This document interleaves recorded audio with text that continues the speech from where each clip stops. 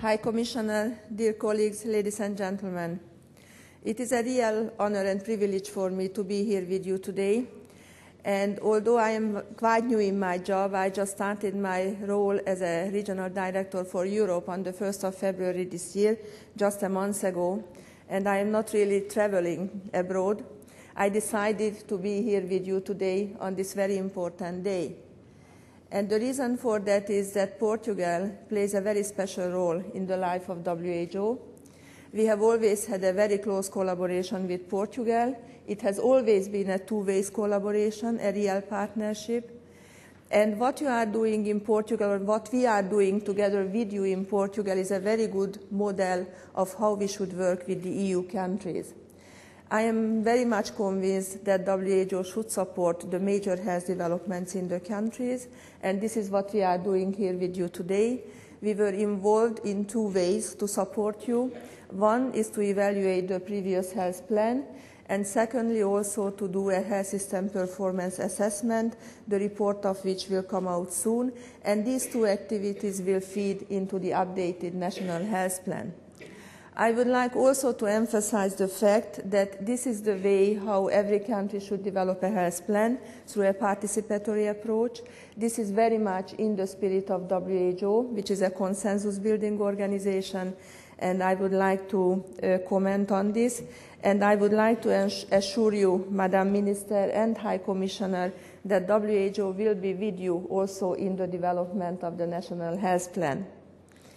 So let me just say a few words about the role that I envisage for WHO in the European region. As I said, I am new in my job, and when you are new in a job, it's always useful to go back to the roots and to see what is the objective of the organization that you stand for. And the objective of WHO is clearly the attainment by all peoples of the highest possible level of health.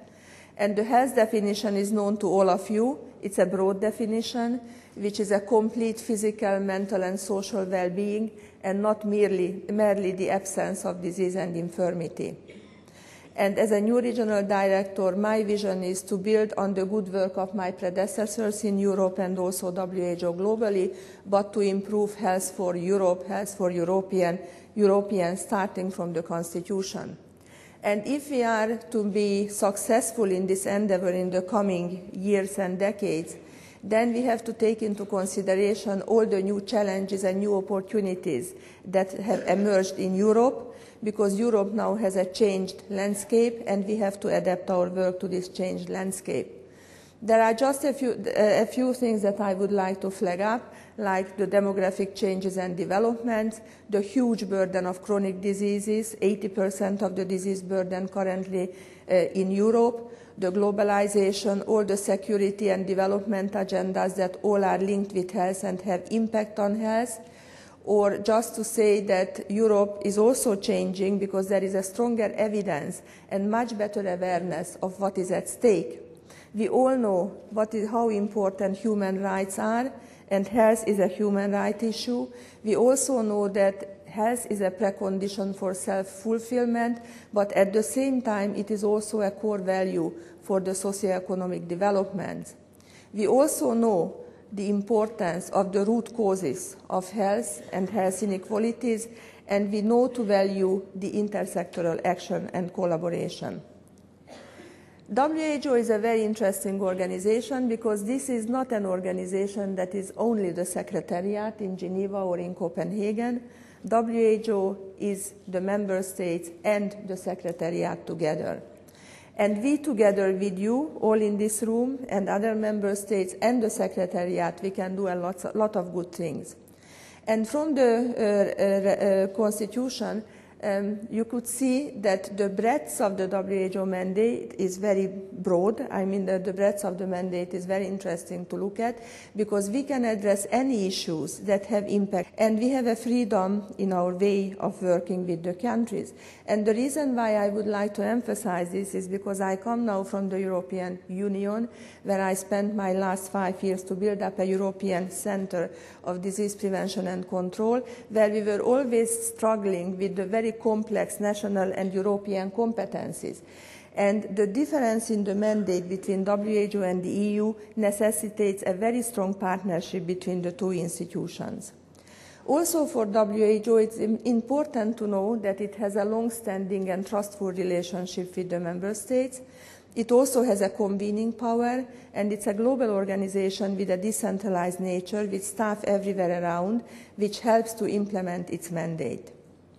I also see the diversity of the European region as a big asset, and we have to build on that, using the excellent expertise that is around in Europe, in the public health institutions, and the huge expertise in the EU countries, also for the benefit of those countries which are most at need. And through this, we need to further unite and integrate the European region.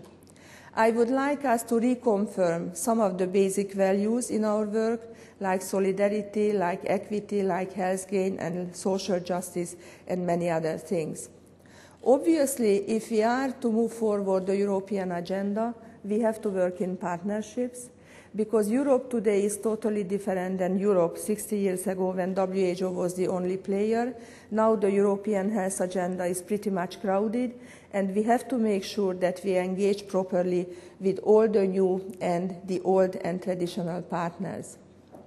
I would like to see a WHO in the European region which works hand in hand with the countries and supports the countries as a center of public health excellence and as a leader in health policy and also in health system issues, which has a balanced approach between public health and health sector development, which is a strong evidence-based organization relevant to the whole region, an organization that invests into the priorities but at the same time also innovates, inspires and leads the way, and an organization that works hand in hand with the EU institutions and that delivers the promises as an accountable and a reliable partner. As I said, partnerships is key to this new vision of WHO, because we have so many powerful partners around us, and we have to make sure that we influence their work also through our agenda. I would like to see the WHO Regional Committee a place where all the important policy and strategic decisions are discussed with the policymakers, and I hope to encourage ministers to come to the regional committees to engage into the policy dialogue. I would also like to continue to see WHO Europe as a networked organization with country offices, but having said that, we need to strengthen the regional office in Copenhagen with strong technical capacity so that it is relevant for the whole region.